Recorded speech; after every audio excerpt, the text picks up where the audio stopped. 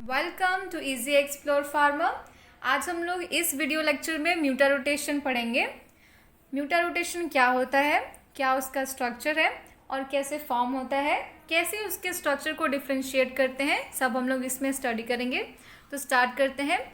म्यूटा rotation नाम से कुछ क्लैरिफाई हो रहा है कि कुछ है जो कि क्या हो रहा है, रोटेशन हो रहा है। ठीक है, तो हम लोग देखते हैं। जैसे हम लोग जानते हैं कार्बोहाइड्रेट, हम लोग लास्ट वाले वीडियो लेक्चर बायोमोलिक्यूल्स का ये सेकंड वीडियो लेक्चर है। फर्स्ट में हम लोग कवर कर चुके हैं ग्लूकोज क्या होता है, फ्रक्टोज क्या होता है, मोनोमर्स, डाइमर्स, मोनोसैकेराइड, डाइसैकेराइड, सब कुछ स्टडी कर चुके हैं। जो लोग नहीं देखे हैं देख सकते हैं, लिंक डिस्क्रिप्शन बॉक्स में है। इसमें क्या होगा कि alpha and beta cyclic form of D glucose are known as anomers. Mutarotation से पहले हम लोग कुछ कॉन्सेप्ट समझने पड़ेंगे। जैसे ग्लूकोज में क्या होता है, अल्फा और बीटा साइक्लिक फॉर्म होता है जिसको हम लोग एनोमर्स भी कहते हैं। देखिए ये जो है ये ग्लूकोज ही है, ये भी ग्लूकोज है, लेकिन इसका फॉर्म जो है, स्ट्रक्चर जो है वो चेंज कर दिया गया है। ठीक है, वो चैन फॉर्म में होता है और ये एक साइकिल फॉर्म में होता है, साइक्लिक फॉर्म में होता है। तो anomers differ from each other in configuration only on C1 known as anomeric carbon और हेमी एसिटल कार्बन। ये एनोमेरिक जो बार बार आ रहा है, ये कुछ भी नहीं है। ये कार्बन नंबर 1 को जब हम लोग ग्लूकोज के स्ट्रक्चर को चेंज करेंगे और साइक्लिक फॉर्म में बनाएंगे, उसमें कार्बन नंबर 1 के जो कार्बन होते हैं इनको हम लोग एनोमेरिक कार्बन कहते हैं और इसको हम लोग हेमी एसिटल कार्बन भी कहते हैं। इसी कार्बन से डिसाइड होता है कि given glucose alpha D glucose है या फिर बीटा डी ग्लूकोज है। अगर वो अल्फा बीटा वो एक चैन वाले स्ट्रक्चर में डिसाइड करेंगे, लेकिन अगर वो साइक्लिक फॉर्म में है तो वो क्या चेंज हो जाएगा, अल्फा डी ग्लूकोपाइरेनोज। ठीक है, और वही अगर वो चैन फॉर्म में ऐसा वाला रहता, ऐसा वाला जो लास्ट में हम लोग स्ट्रक्चर देखे थे, उसमें अगर रहता तो हम लोग सिंपली इसको अल्फा डी ग्लूकोज कह सकते थे। लेकिन यहाँ पे क्या कहेंगे, अल्फा डी ग्लूकोपाइरेनोज। ठीक है, तो ये देखिए इन अल्फा एनोमर अल्फा और बीटा कैसे पता चलेगा कौन है। तो अल्फा एनोमर में क्या होगा, जो भी OH ग्रुप होगा वो opposite to the CH2OH group होगा। देखिए ये एनोमेरिक कार्बन है, ये एनोमेरिक कार्बन के पास जो भी OH ग्रुप होगा, अगर CH2OH के अपोजिट साइड में होगा तो उसको हम लोग क्या बोलेंगे, alpha group, alpha D glucopyranose, या फिर इसको हम लोग अल्फा ग्रुप कहेंगे। और जिसमें भी ये देखिए, जिसमें भी एनोमेरिक कार्बन पे जो OH ग्रुप होगा on the same side of the CH2OH होगा तो उसको क्या बोलेंगे, बीटा डी ग्लूकोज। और यहाँ पे ये साइक्लिक फॉर्म में है, एनोमेरिक फॉर्म में है, तो इसको क्या बोलेंगे, बीटा डी ग्लूकोपाइरेनोज। यही है, बट हम लोग को याद रखना है कि कार्बन नंबर 1 को हम लोग क्या कहते हैं, एनोमेरिक कार्बन और हेमी एसिटल कार्बन। और वही कार्बन डिसाइड करता है कि गिवन ग्रुप अल्फा ग्रुप है या फिर बीटा ग्रुप है। हम लोग पढ़ क्या रहे हैं, म्यूटा रोटेशन। अब हम लोग ये देखेंगे कि ये जो है वो कैसे म्यूटा रोटेशन और कैसे रोटेशन करता है।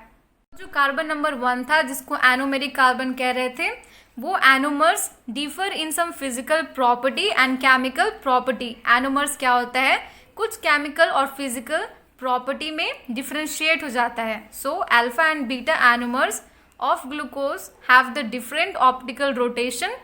और वही वो अल्फा और बीटा जो एनोमर था वो क्या हो रहा है, वो ऑप्टिकल रोटेशन हो रहा है। मतलब उसी कार्बन के कारण उस पूरे ग्रुप में क्या हो रहा है, रोटेशन काउज हो रहा है। इसीलिए हम लोग इसको क्या कह रहे हैं, mutarotation. Specific optical rotation of prepared glucose solution alpha anomer in water is 111.2 degree. क्या करेंगे कि वो जो एनोमर्स और फिर वो जो भी कंपाउंड है उसको हम लोग कोई सॉल्यूशन को प्रिपेयर करके उसमें डाल के देखेंगे तो उसका रोटेशन क्या आएगा, 112.2 degree. This gradually changes and attains equilibrium at constant value of 52.7 degree in presence of alkali. Change in optical rotation is rapid.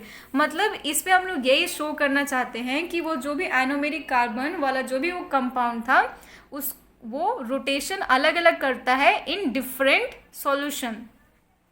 अगर हम लोग सिंपली अगर आ जाए 2 नंबर के क्वेश्चन में आ जाए कि बताइए व्हाट इज म्यूटा रोटेशन, तो हम लोग इस तरह से इसको डिफाइन करेंगे कि change in a specific optical rotation representing interconversion of alpha and beta form of D glucose to an equilibrium mixture is called mutarotation. मतलब कि अल्फा और बीटा फॉर्म जो है ग्लूकोज में अगर अलग अलग सॉल्यूशन में डालेंगे तो वो जो भी इंटर कन्वर्जन होगा उसका आपस में अल्फा बीटा में कन्वर्ट हो जाएगा और बीटा अल्फा में कन्वर्ट हो जाएगा ऑप्टिकल रोटेशन करके, तो हम लोग उसको क्या बोलेंगे, म्यूटा रोटेशन। देखिए यहाँ पे specific optical rotation, alpha D glucose था, अगर उसका रोटेशन होगा 112 डिग्री 2.2 डिग्री, और अगर इसको हम लोग किसी सॉल्यूशन में सपोज डाल दिए तो उसका इक्विलिब्रियम मिक्सचर हो जाएगा इस तरह का 52.7 डिग्री, और फिर वो alpha glucose D glucose change हो जाएगा किसमें, बीटा डी ग्लूकोज में। हम लोग को कैसे पता चलेगा, तो उसका जो रोटेशन हो जाएगा वो हो जाएगा 18.7 डिग्री। तो यही था हम लोग का म्यूटा रोटेशन। मतलब हम लोग में इसमें इंटर कन्वर्जन करवा के देख रहे थे कि वो कंपाउंड रोटेशन करने से किस तरह से काउज होता है। अगर वो रोटेशन कर रहा था 112.2 डिग्री पे तो उसको अल्फा डी ग्लूकोज, और वही alpha D glucose equilibrium mixture में थोड़ी देर के बाद चेंज होके बीटा डी ग्लूकोज भी बन जाता है। aqueous solution, in aqueous solution beta form is more stable due to its stable configuration।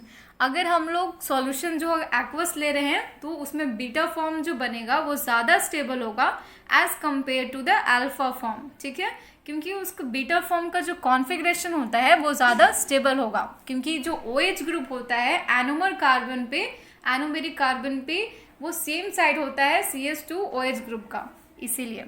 सो यही था। Thank you for watching. जो भी लास्ट वीडियो है इस चैप्टर के बायोमोलिक्यूल्स के वो भी डिस्क्रिप्शन बॉक्स में दिया हुआ है। इवन ये सारे नोट्स भी वहाँ पे दिए हुए हैं, तो आप लोग वहाँ से देख सकते हैं। Thank you for watching.